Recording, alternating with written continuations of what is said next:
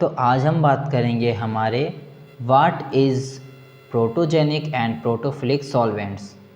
तो देखिए, non aqueous titration के अंदर जो हमारे सॉल्वेंट्स यूज़ होते हैं उनमें ये हमारे दोनों भाई है, प्रोटोजेनिक सॉल्वेंट और ये प्रोटोफिलिक सॉल्वेंट्स। तो वैसे ही हमारे चार भाई है, कौन कौन से हैं? एक तो है हमारा प्रोटोजेनिक और एक है हमारा प्रोटोफिलिक और थर्ड है हमारा एप्रोटिक सॉल्वेंट्स और फोर्थ है हमारा एम्फीप्रोटिक सॉल्वेंट। ठीक है, तो चलिए एक एक करके हम इन चारों भाइयों की कुंडली खोलते हैं। तो देखिए, सबसे पहले हम बात करते हैं हमारे प्रोटोजेनिक सॉल्वेंट की। क्या होता है हमारा प्रोटोजेनिक सॉल्वेंट? तो ये हमारा प्रोटोजेनिक सॉल्वेंट होता है, ये हमारा यूज्ड होता है फॉर वीक बेस के लिए, है ना। और जो हमारा ये प्रोटोजेनिक सॉल्वेंट है ये हमारा जनरेट करता है या फिर डोनेट करता है हमारे H+ को, यानी प्रोटॉन्स को। जो हमारे प्रोटोजेनिक सॉल्वेंट्स होते हैं ये हमारे जनरेट करते हैं या फिर डोनेट करते हैं हमारे प्रोटॉन्स को, और ये हमारे मोर एसिडिक सॉल्वेंट्स होते हैं, यानी कि हमारे ये होते हैं एसिडिक इन नेचर। इनके एग्जाम्पल हो गए हमारे एसिटिक एसिड H2SO4 और हो गया हमारा HNO3 जिसको हम नाइट्रिक एसिड कहते हैं, और हाइड्रोजन फ्लोराइड। ठीक है, और H2SO4 तो आप जानते होंगे सल्फ्यूरिक एसिड कहते हैं। तो चलिए अब देखते हैं हमारे यहाँ पे क्या लिखा हुआ है। प्रोटोजेनिक सॉल्वेंट्स ये हमारे मोर एसिडिक सॉल्वेंट्स होते हैं, यानी कि एसिडिक इन नेचर, और ये हमारे एबिलिटी रखते हैं प्रोटॉन को जनरेट करने की। एग्जाम्पल हो गया इसके एसिटिक एसिड H2SO4 जिसको हम सल्फ्यूरिक एसिड कहते हैं। ठीक है, प्रोटोजेनिक सॉल्वेंट हो गया हमारा क्लियर। नेक्स्ट है हमारा प्रोटोफिलिक सॉल्वेंट।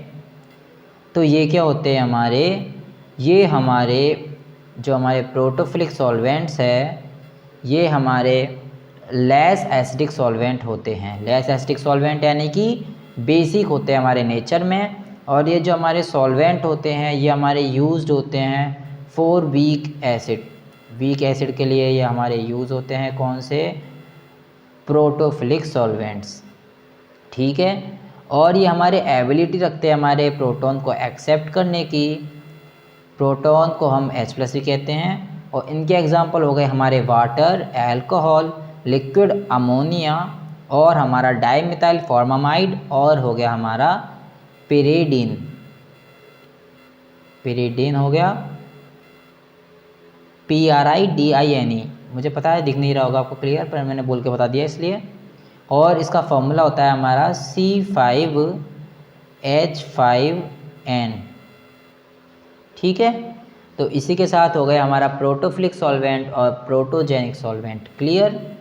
नेक्स्ट है हमारे एम्फीप्रोटिक और एप्रोटिक सॉल्वेंट। तो चलिए इनकी और बात कर लेते हैं। सबसे पहले हम बात करते हैं हमारे एप्रोटिक सॉल्वेंट की। एप्रोटिक सॉल्वेंट तो क्या होते हैं हमारे एप्रोटिक सॉल्वेंट?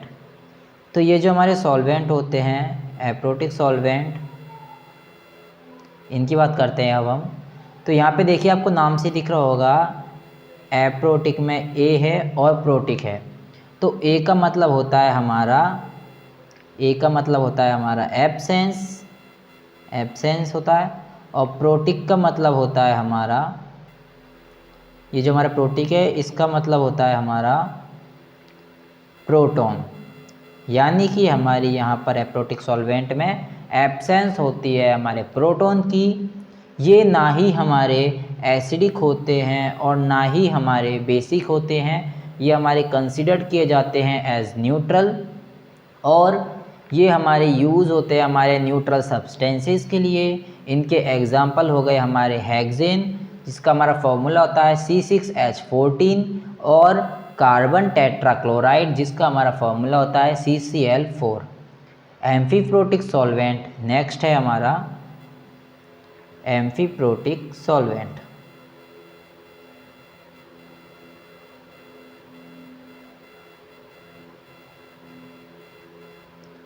तो चलिए अब इसकी बात करते हैं हम एम्फीप्रोटिक सॉल्वेंट की।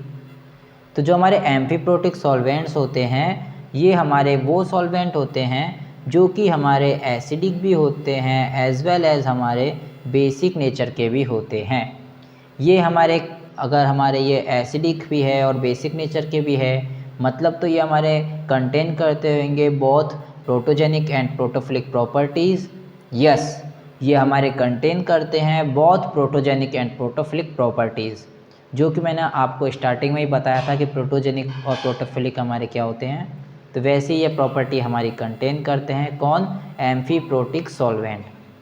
ठीक है, इनके एग्जाम्पल हो गए हमारे H2O यानी कि वाटर और इथेनॉल